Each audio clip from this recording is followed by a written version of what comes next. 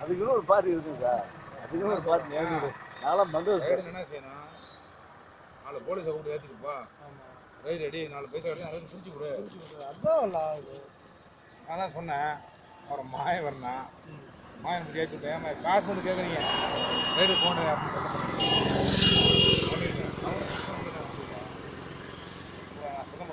ஏன்னா ரைடு போக மாட்டேன், எப்படி ஏதாவது காசு கேட்கலாம்.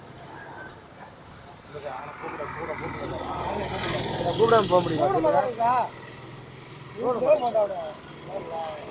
இதெல்லாம் ஒரு இதுல எல்லாத்தையுமே என்ன சொல்றது,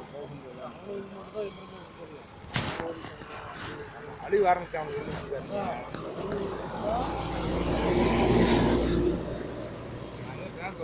மாற்றம் பண்ணிட்டு போகிறோம், வரப்பொழுது பார்த்துட்டு இருப்பீங்க என்ன நடக்குதுன்னு. நேற்று நம்ம பந்தோபஸ்து நான் டிரான்ஸ்ஃபர் அந்த 2 நாள் வாங்கியிருந்தேன். பந்தோபஸ்து சிஎம் பந்தோபஸ்து சொன்னாக்கா டிரான்ஸ்ஃபர் இன்னும் ரெடியாக இருக்கும். அவரே கிளம்புறது சார் ஒரு வாரமா.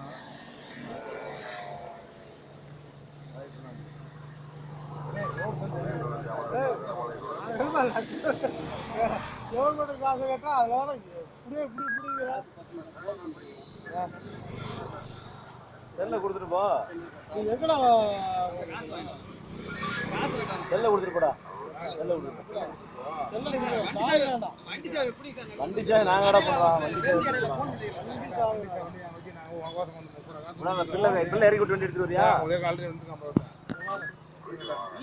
மூலையில சார் செல்போன் வாங்கி போயா, செல்போன் கொடுத்துட்டு போடா. அவ்வளோ பெரிய செல்போன் கொடுத்துட்டு போ.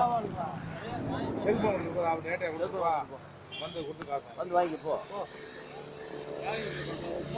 போடா, நீ நான் சொல்றது செய்யடாம இரு.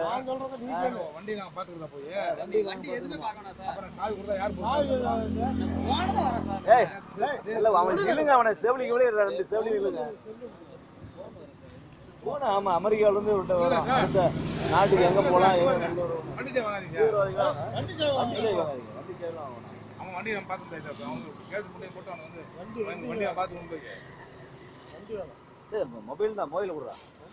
என்ன பெரிய தங்கமா என்ன செக்ஸ் பிளே என்ன வச்சிருக்கானே, இல்ல ஏதோ தீவிரவாதி அவங்க அதெல்லாம் அதை வைக்கிறோமா சார்? இன்னைக்கு வந்ததுனால கொடுத்துக்கோ. ரெக்கார்டே பண்ணிட்டானுங்க.